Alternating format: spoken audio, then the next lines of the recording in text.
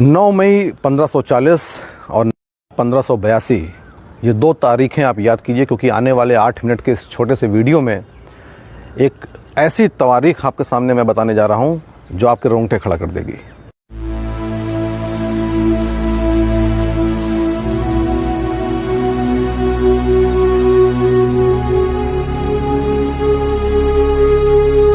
नमस्कार, मैं आलोक पांडे। 9 मई 1540 के दिन, यानी आज ही के दिन, लगभग 480 साल पहले महाराणा प्रताप का जन्म हुआ था कुंभलगढ़ में। और महाराणा प्रताप की जब हम बात करते हैं तो सबसे महत्वपूर्ण घटना उनके जीवन की, जो हर बच्चे को यहाँ पे मालूम है, वो है हल्दी घाटी का युद्ध। हल्दी घाटी का युद्ध हुआ ही ऐसा था कि वो अपने इतिहास की पुस्तकों से कहीं जा नहीं सकता, भारतीयों की मानसिक प्रेरणा से कहीं जा नहीं सकता। लेकिन वास्तव में राणा को जो महाराणा बनाया है वो हल्दी घाटी का युद्ध नहीं, हल्दी घाटी के युद्ध के बाद का उनका 20 साल का वो संघर्ष है, जो उनके शौर्य, उनके धैर्य, उनके डिटर्मिनेशन को, उनके करेज को, उनके बलिदान को हमारे सामने प्रस्तुत करता है। और आज भारतीय युवाओं के सामने जो एक हीन भावना की, और पर्टिकुलरली हिंदू युवाओं के सामने जो एक हीन भावना की स्थिति पैदा हो रही है, उसको दूर करने के लिए राणा के इस इतिहास को जानना बहुत जरूरी है। मित्रों, हम जानते हैं कि जब अकबर गद्दी पर बैठा तो उसके पश्चात उसने लगभग उत्तर भारत के पूरे क्षेत्र को अपने अधिकार में ले लिया था। लेकिन राजपूताना में सिसोदिया वंश एक ऐसा वंश था जो उस वक्त राणा प्रताप के अधीन था, जिसको वो जीत नहीं पा रहा था। और ये उसके लिए बहुत जरूरी था, क्योंकि गुजरात का जो भी व्यापार था वो उसी क्षेत्र से होकर के करना पड़ता था। और एक दूसरा, यानी स्ट्रेटेजिक पॉइंट ऑफ व्यू से भी इसलिए महत्वपूर्ण था क्योंकि सारी राजपूत सेना उसके सामने घुटने टेक चुकी थी, सिवाय सिसोदिया वंश के। और जब तक वो उनके अधीन नहीं आता था, तब तक पूरे राजपूताना की, पूरे हिंद की जो एक सॉवरेनिटी है, वो उसके पास नहीं आ सकती थी। इसके लिए 1576 में हल्दी घाटी का बहुत ही प्रसिद्ध युद्ध हुआ, जिसमें महाराणा प्रताप के पास मात्र 5000 की फोर्सेस और सामने जो मुगल फोर्सेस थी वो लगभग 30,000 की थी। लेकिन उसके पश्चात भी ये युद्ध इतना भयानक हुआ था कि 5 से 6 घंटे चलने वाले इस युद्ध में कई मुगल सैनिक मारे गए। राणा प्रताप को पीछे हटना पड़ा। चेतक का शौर्य हम इसमें देखते हैं, जिसमें वो उनको सुरक्षित स्थान पर लेके जाता है, अपने प्राणों की आहुति दे देता है। लेकिन इसके पश्चात भी मुगल फोर्सेस को डिसीजिव विक्ट्री जो कहलाती है वो नहीं मिल पाई थी। महाराणा प्रताप कुंभलगढ़ और उदयपुर के क्षेत्र में चले गए थे, और ये इतनी भयानक लड़ाई थी कि मान सिंह और बाकी मुगल फोर्सेस राणा प्रताप के पीछे उनको पकड़ने के लिए जा भी नहीं सकी, क्योंकि उनको मालूम था कि ये कहीं छुपे होंगे और फिर से अटैक करेंगे, हम बुरी तरीके से हमको हर्ट होगा। इसलिए मान सिंह वापस चले जाते हैं। जब वापस जाते हैं तो अकबर इतना नाराज होता है कि वो उनको अपने राज दरबार में घुसने नहीं देता है। जो बाकी मुगल सूबेदार और सेनापति गए थे उन सभी को डिमोट करता है, यानी उनका जो एक मनसब का सिस्टम था, उस मनसब में सभी को डिमोट किया जाता है, सभी के स्टेटस को नीचे कर दिया जाता है। आप समझ सकते हैं कि अकबर को कितनी तकलीफ हुई होगी। इसके पश्चात असली संघर्ष और असली युद्ध इसके बाद शुरू होता है। महाराणा प्रताप जंगलों में और कुंभलगढ़ के आसपास के एरिया में रहते हैं। अकबर यहीं पर चुप नहीं होता है। 1576 की इस घटना के बाद 1577 में एक फिर से फोर्स भेजी जाती है। ये फोर्स शाहबाज हुसैन, सैयद कासिम, सैयद हाशिम और मान सिंह तो थे ही, लगभग 30,000 की फोर्स फिर से राणा प्रताप के लिए जाती है। ये फोर्स भी हारती है और डिसीजिव विक्ट्री किसी को नहीं मिलती है। अकबर वापस बहुत नाराज होता है।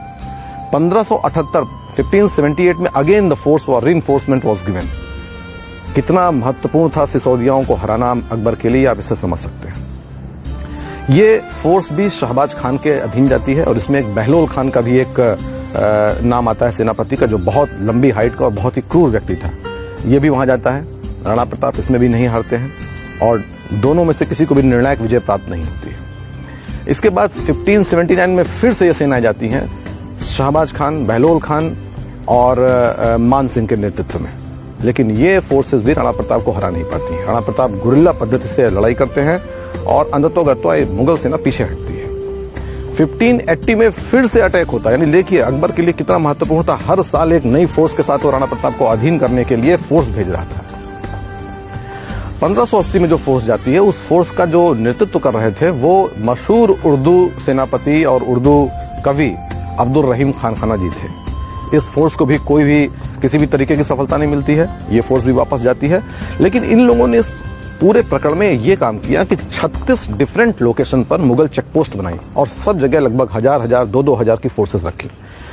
यकीन मानिए कि जो राणा प्रताप को हराने के लिए फोर्सेस भेजी जाती थी, वो फोर्सेस 2, 5, 10 हज़ार की नहीं, 30, 40 हज़ार की मुगल माइटी फोर्सेस होती थी।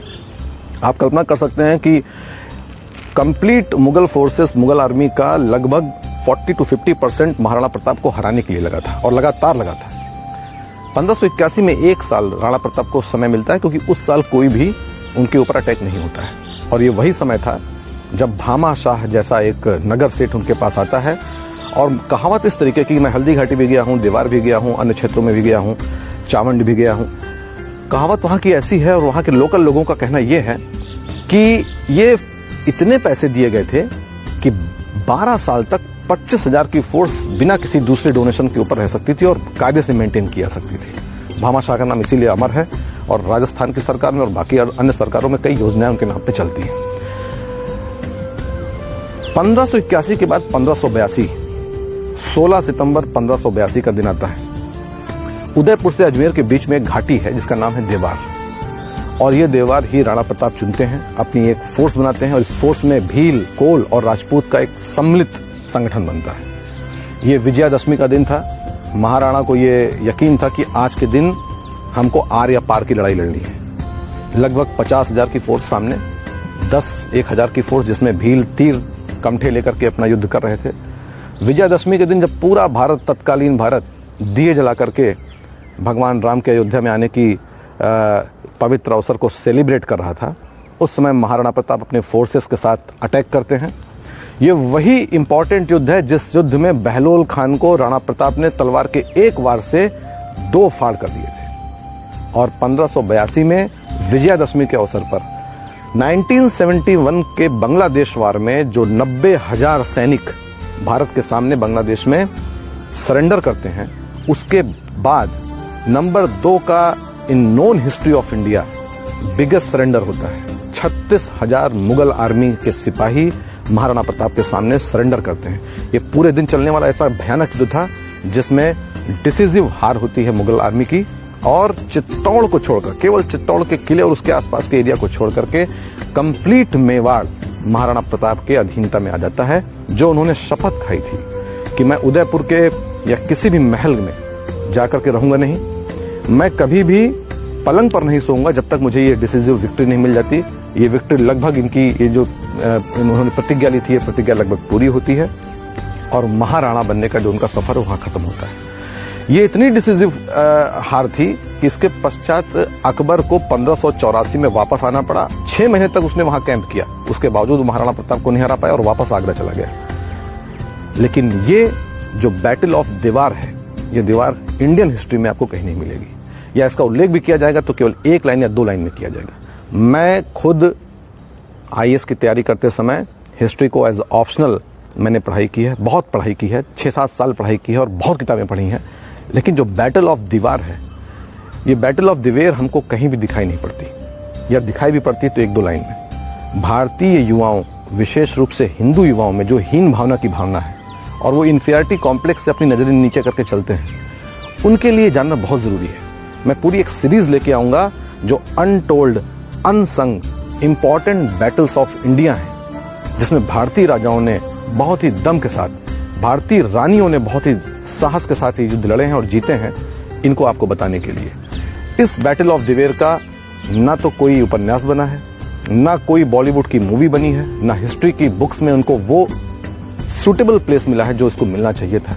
चावंड अगर आज आप जाएंगे, हल्दी घाटी अगर आप जाएंगे, तो वो टूटी फूटी सड़कें और टूटे फूटे दीवार जिनमें पेड़ उगाए हैं, ये चीख चीख के कह रहे हैं कि हमारे भारतीय इतिहास में, हमारे गौरव में इनको स्थान देना चाहिए। एक और इम्पॉर्टेंट बात है कि मेवाड़ का जो राज चिन्ह है, अगर उस राज चिन्ह को आप देखें तो उसमें बीच में उगता हुआ सूरज है, एक तरफ भील और कोल है और एक तरफ क्षत्रिय समाज है। ये भी बताता है कि इंडियन हिस्ट्री में जाति के लिए कोई स्थान नहीं था। महाराणा की सेना में सारे जाति के लोग, चाहे वो तथाकथित लोअर क्लास हो, तथाकथित अपर कास्ट हो, सब साथ में मिलकर, कंधे से कंधा मिलकर के युद्ध करते थे और तब उन्होंने वो जीत हासिल की। मैं सहारनपुर में डिस्ट्रिक्ट कलेक्टर रहा हूं। 9 मई और 14 अप्रैल ये 2 दिन हमारे लिए पुलिस बंदोबस्त के लिए इतने क्रिटिकल डेज होते थे क्योंकि वहां पर शेड्यूल्ड कास्ट और क्षत्रिय इन दोनों के बीच में काफी लड़ाई है, क्लैशेस हैं, कास्ट क्लैशेस हैं।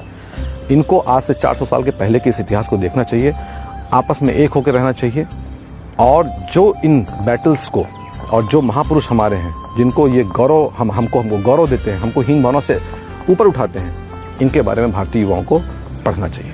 बहुत बहुत धन्यवाद।